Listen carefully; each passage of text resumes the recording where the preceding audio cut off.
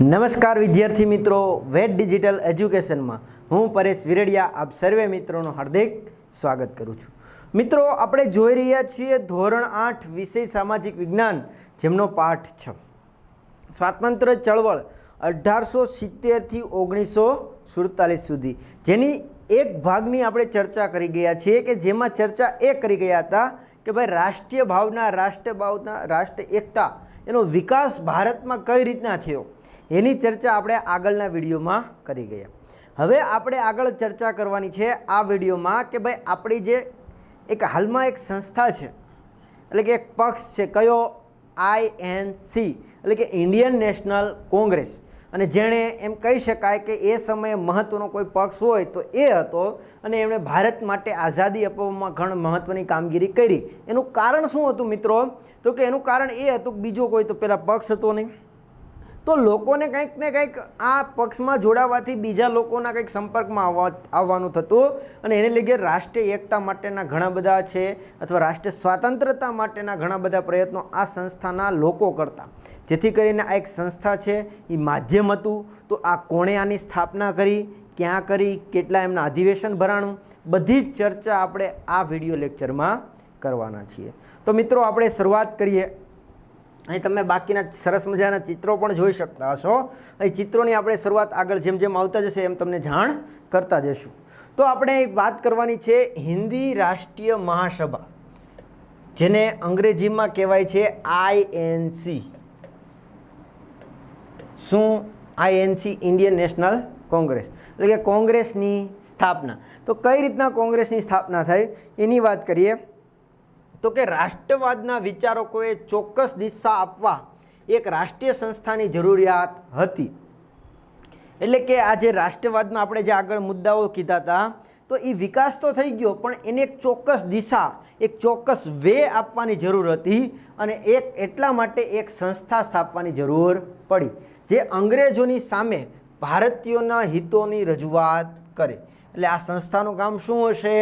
તો કે એ છે એ અંગ્રેજો સામે ભારતના લોકોના હિત કયા કયા છે એની ચર્ચા આ સંસ્થા કરશે। હિન્દી રાષ્ટ્રીય મહાસભાની સ્થાપના પહેલાં ભારતમાં કેટલીક સંસ્થાઓની સ્થાપના કરવામાં આવી હતી। એટલે કે જ્યારે આ હિન્દી રાષ્ટ્રીય મહાસભા છે એની સ્થાપના કરવામાં આવી, એ પહેલાં પણ ભારતમાં ઘણી નાની મોટી સંસ્થાઓ સ્થાપવામાં આવી હતી, પણ આ બધી જે સંસ્થાઓએ હિન્દી રાષ્ટ્રીય મહાસભાની સ્થાપના માટેનું વાતાવરણ તૈયાર કર્યું। તો કે એવો માહોલ ઊભો થઈ ગયો, એવો માહોલ ઊભો કર્યો કે ભાઈ આ સંસ્થા સ્થાપી શકાય એવી વ્યવસ્થા ઊભી થઈ કે નાની જે સંસ્થાઓ છે એવું એવું વાતાવરણ ઊભું કર્યું કે લોકોને એક થયું કે ભાઈ આપણે એક મહત્ત્વની એક સંસ્થા મોટી સ્થાપીએ, જે છે એ ભારતના લોકોના હિતો છે એ કોની સામું રજૂ કરશે? તો કે અંગ્રેજો સામું રજૂ કરશે। આગળ વધીએ। હિન્દી રાષ્ટ્રીય મહાસભાની સ્થાપના માટે નિવૃત્ત અંગ્રેજ અધિકારી, ખાસ યાદ રાખજો, કોણ? A.O. હ્યુમ, એનો ફાળો મહત્વનો છે। કોનો? નિવૃત્ત અંગ્રેજ અધિકારી। હવે સ્ટેપ બાય સ્ટેપ આપણે ફોટા જોતા જઈએ ભાઈ। કોણ છે ભાઈ? આ ભાઈ નિવૃત્ત અંગ્રેજ અધિકારી, કોણ? A.O. હ્યુમ। એનું પૂરું નામ છે એલન ઓક્ટિબ્યુ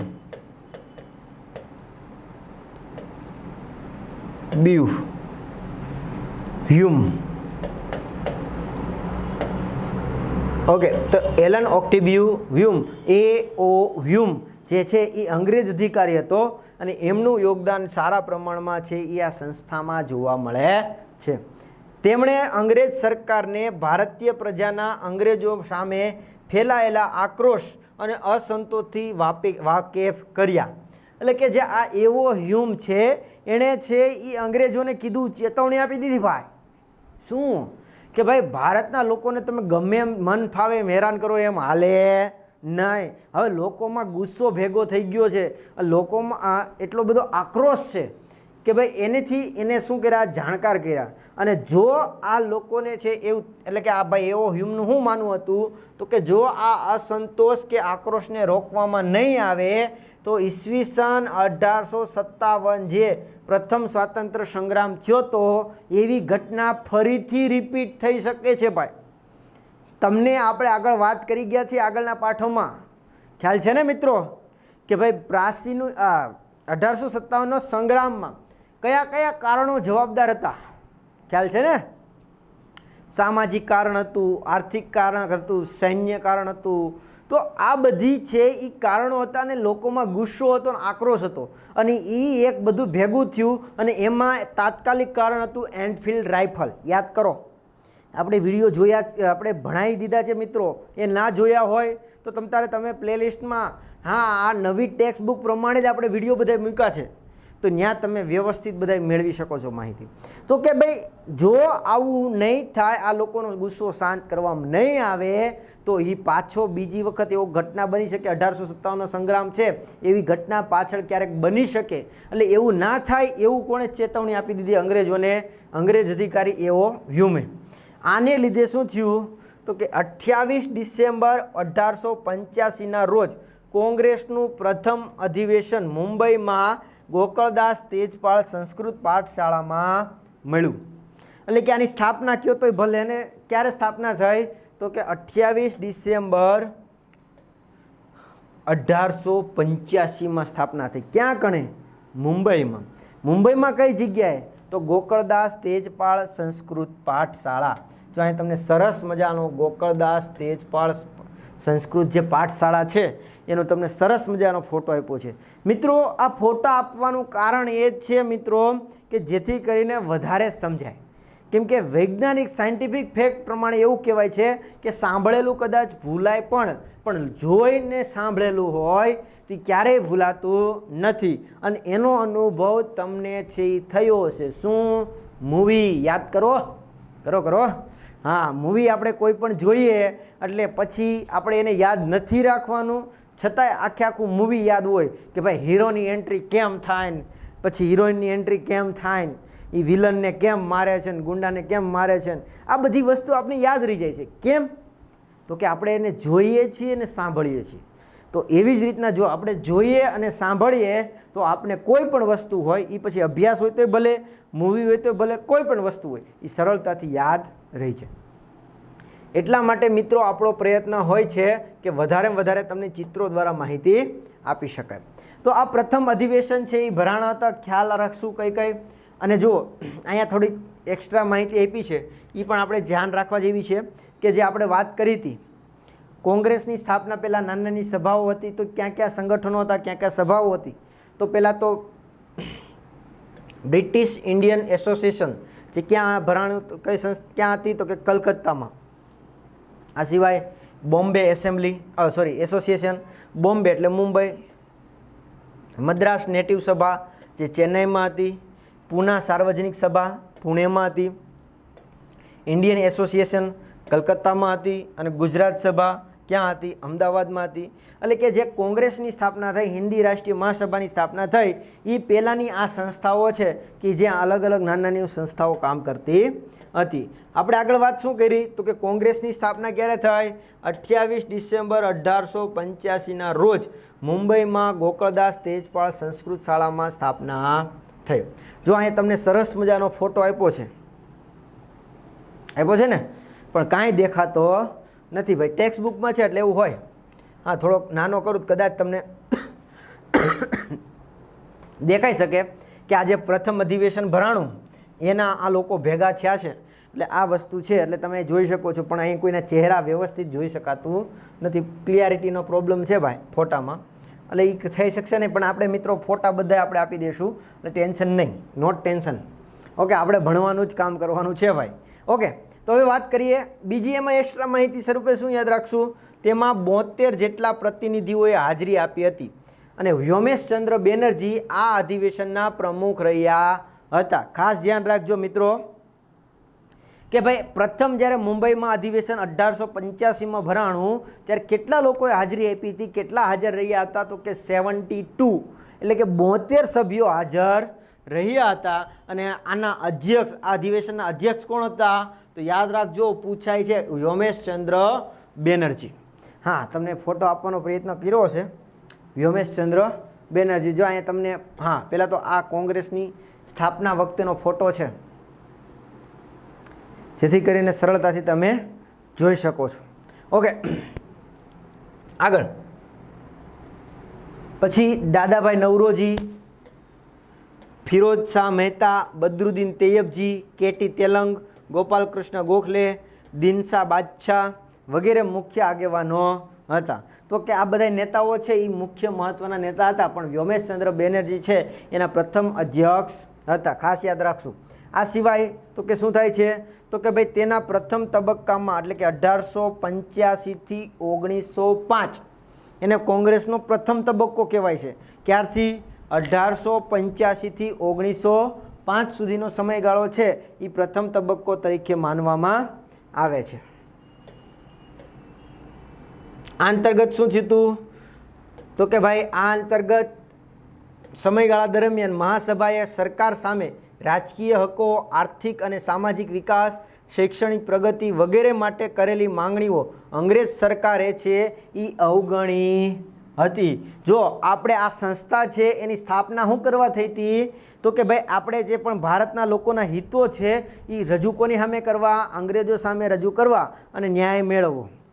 પણ જુઓ આ પ્રથમ તબક્કા એટલે કે 1885થી 1905 સુધીના સમયગાળા દરમિયાન આ મહાસભાએ ભારતની જે રાજકીય પરિસ્થિતિ હતી એટલે કે રાજકીય હકો, આર્થિક ઇકોનોમિક દ્રષ્ટિએ હકો, સામાજિક હકો આ બધા જ છે એની માંગણી છે એ ભારતમાં વિકાસ, આ સિવાય પ્રગતિ, શૈક્ષણિક કાર્ય એમાં વિકાસ થાય એવા પ્રયત્નો છે એ અંગ્રેજ સામે રજૂ કર્યા. પણ અંગ્રેજોએ આની અવગણના કરી દીધી, સ્વીકાર્યા નહીં. આમ છતાં જોઈએ તો કે શું થાય છે તો કે આમ છતાં આ માંગણીઓએ ભવિષ્યની લડત માટે મજબૂત પાયા નાખ્યા. એટલે કે આવી રીતના છે એ માંગણી અંગ્રેજો ભલે ના સ્વીકારી પણ આને લીધે ભારતના લોકો પર ઘણી બધી અસર થઈ અને ભવિષ્યમાં એ સારી રીતના આનીથી પણ વધુ મજબૂત લડત લડી શકે એવા પાયા છે એ રોપાયા હતા. મહાસભાએ ધારાસભાના વિસ્તાર કરવા માંગણી કરી, લશ્કરી ખર્ચ ઘટાડવું, કરવેરા ઘટાડવા, ખેડૂતોનું દેવામાં રાહત આપવી, સિવિલ સેવા પરીક્ષા ભારત અને લંડનમાં એક સાથે લેવાય, આ સિવાય અભિવ્યક્તિઓનું સ્વતંત્રતા વગેરે માંગણી કરેલ.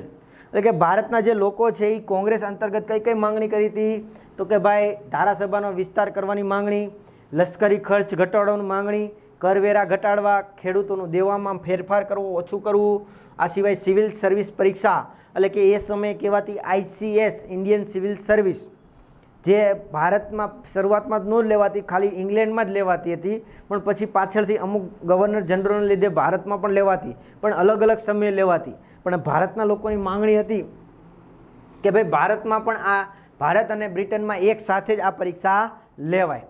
આ સિવાય તો કે ભાઈ અભિવ્યક્તિઓનું સ્વતંત્ર એટલે કે વ્યક્તિત્વનું સ્વતંત્રતાની માંગણીઓ છે આ બધી કરેલી હતી. કોના દ્વારા તો કે આ હિન્દી મહાસભા છે એમના દ્વારા એટલે કે કોંગ્રેસ દ્વારા આ બધી માંગણીઓ કરેલી હતી. પણ પ્રથમ તબક્કાના ઉદ્દેશ્યોએ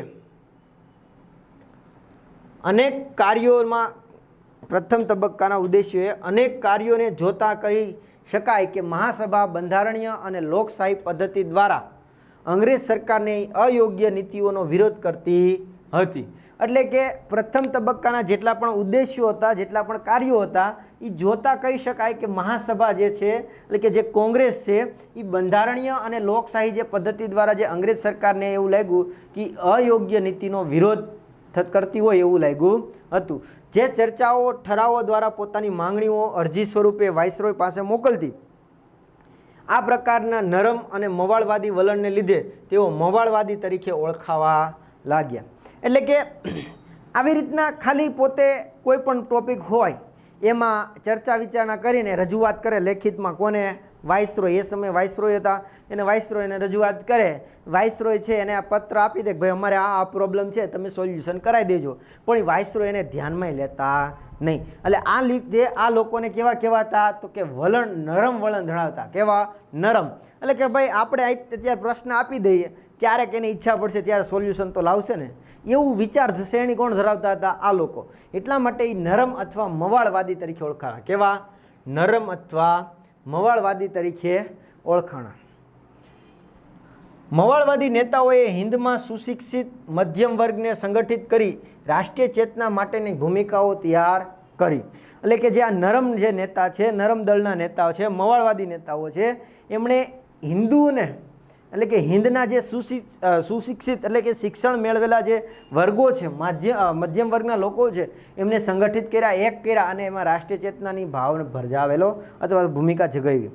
તે સમય આ જ સમય દરમિયાન કોંગ્રેસમાં બાળ ગંગાધર તિલક, લાલા લજપતરાય અને બિપિનચંદ્ર પાલ જેવા નેતાઓએ કોંગ્રેસમાં મવાળવાદી નીતિઓમાં આમૂલ પરિવર્તનની માંગણી કરતા તેમણે વિનંતી કે પ્રાર્થના કરવાથી કોંગ્રેસની નીતિની ટીકા કરી અને તેઓ કહેતા, સરકારના નેક ઈરાદા પર વિશ્વાસ કરતા આપણે આપણી શક્તિ પર વિશ્વાસ કરવો જોઈએ. એટલે કોણ કહે છે ભાઈ? હું સાહેબ તમે બોલી ગયા તો હું તમને સમજાવું છું. કોણ કોણ? તો કે ભાઈ બાળ ગંગાધર તિલક, લાલા લજપતરાય, બિપિનચંદ્ર પાલ. તમને આપણે ફોટા પણ આપ્યા છે અહીંયા, પણ અહીંયા તમને વ્યવસ્થિત ત્રણેય લાઇનમાં આપ્યા છે ટેક્સ્ટ બુકના, તો આપણે ટેક્સ્ટ બુકને વધારે ગણીએ. હા આપ્યા છે એટલે જોઈ લેજો. અહીંયા જો લાલાભાઈ લજપતરાય, બાળ ગંગાધર તિલક અને કોણ છે તો કે બિપિનચંદ્ર પાલ. આ કયા નામે ઓળખાતા? લાલ બાલ પાલ, ત્રિપુટી, ત્રણેય લોકોનો સમૂહ ત્રિપુટી તરીકે ઓળખાતી, લાલ બાલ ને પાલ. તો આ લોકો એવું માનતા હતા કે ભાઈ આપણે અંગ્રેજોને બહુ રજૂઆત કરી લીધી, ભાઈ અંગ્રેજોને આપણા પ્રશ્નો ઘણા કહી દીધા, પણ અંગ્રેજો આપણી સામું જોતી નથી. તો હવે આપણે એમની હારે કહી ભાઈ માંગણી કરવાની ન હોય કે ભાઈ તમે મને આપી દો, આપી દો, આપી દો. એ અંગ્રેજો ન આપે ભાઈ, એ અંગ્રેજ પ્રજા એવી છે નહીં. એટલે એણે શું કીધું તો કે સરકારના નેક ઈરાદા પર વિશ્વાસ કરવા કરતાં, સરકાર ક્યારેય ભવિષ્યમાં સારું કરશે એવું વિચાર કરવા કરતાં પોતાના ઉપર વિશ્વાસ કરો. એવું કોણે કીધું? તો કે આ લાલ બાલ પાલે કીધું. કોણે કીધું? લાલ બાલ પાલે કીધું. એટલે કે પોતાની ઉપર વિશ્વાસ કરો કે ભાઈ આપણે જ હવે લડી લેવાના મૂડમાં આવી જાઓ અને ગમે એમ કરીને ભારતને સ્વતંત્ર કરાવો, ભારતને આઝાદ કરાવવાનો પ્રયત્ન કરાવીએ કે ભાઈ હવે આપણે ખાલી અંગ્રેજો પાસે માગશું તો એ લોકો દેશે નહીં, એવું આ લોકો માનતા હતા. તેઓ જહાલવાદી તરીકે ઓળખાયા. એટલે કે એ લોકો પછી કયા નામે ઓળખાવા લાગ્યા? જહાલવાદી. આગળ કયા જોયા? મવાળવાદી. એટલે કે નરમ, શાંત. અને આ બધા કેવા? ઉગ્ર, કે ભાઈ મારી નાખું ને કાપી નાખું ને કટકા કરી નાખું ને એ બધી વસ્તુ કે ને, તો આવા બધા ઉગ્ર હતા. એમાં ખાસ તિલક મહારાજે શું કીધું? તિલક મહારાજે કહ્યું કે સ્વરાજ મારો જન્મસિદ્ધ અધિકાર છે, તે હું લઈને જ જંપીશ. ખાસ યાદ રાખજો, પરીક્ષામાં અવારનવાર પૂછાય છે. શું? સ્વરાજ મારો જન્મસિદ્ધ અધિકાર છે, તેને હું લઈને જ જંપીશ. એવું કોણે કીધું હતું? તો કે ભાઈ તિલક મહારાજે કીધું હતું. લાલ બાલ અને પાલની કામગીરીના પરિણામે જાગૃત થયેલા હિન્દના યુવા વર્ગે ઉત્સાહી, આત્મવિશ્વાસી અને આક્રમક હતા. એટલે કે આ લોકોનું કામ ગમ્યું યુવાનોને. શું? તો કે આ લોકો છે બધા લાલ બાલ પાલ બધા ઉગ્ર હતા કે ભાઈ હવે આપણે લડી લેવાના મૂળમાં છીએ, હવે આપણે અંગ્રેજો પાસે ખાલી માંગણી કરવાની નથી, આપણે લઈ લેવાનું છે. તો આજથી લોકોમાં, યુવાનોમાં, ખાસ કરીને તમારી જેવડા નહીં, તમારાથી મોટા મોટા ભાઈ, તો આ યુવાનોમાં એક જોશ, જૂનૂન ઊભું થયું કે ભાઈ આ લોકો લડી લેવામાં હોય તો આપણે લડવા તૈયાર છીએ. હા, ફ્રી ફાયર છોડી દો, પબજી છોડી દો, આપણે હવે સરકાર, અંગ્રેજ સરકાર સામે લડવાનું છે. આવો માહોલ હતો. પણ જોકે મિત્રો એ સમયે ફ્રી ફાયર કે પબજી હતી નહીં, પણ છતાંય આ લોકો છે એ યુવાનો હવે દેશની ભક્તિમાં આગળ વધવા લાગ્યા, રાષ્ટ્રીય પ્રેમમાં આગળ વધવા લાગ્યા. અહીં થોડીક માહિતી આપી છે, એક્સ્ટ્રા છે, જોઈ લઈએ.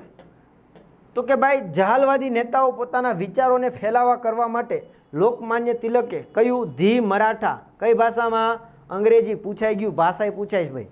ધી મરાઠા કઈ ભાષા? અંગ્રેજી ભાષામાં. અને કેસરી કઈ ભાષામાં? મરાઠી ભાષામાં. કોણે? તો કે લોકમાન્ય તિલકે. પછી લાલા લજપતરાયે તો કે ધી પંજાબી અને ધી પીપલ્સ એટલે કે પ્યુપિલ.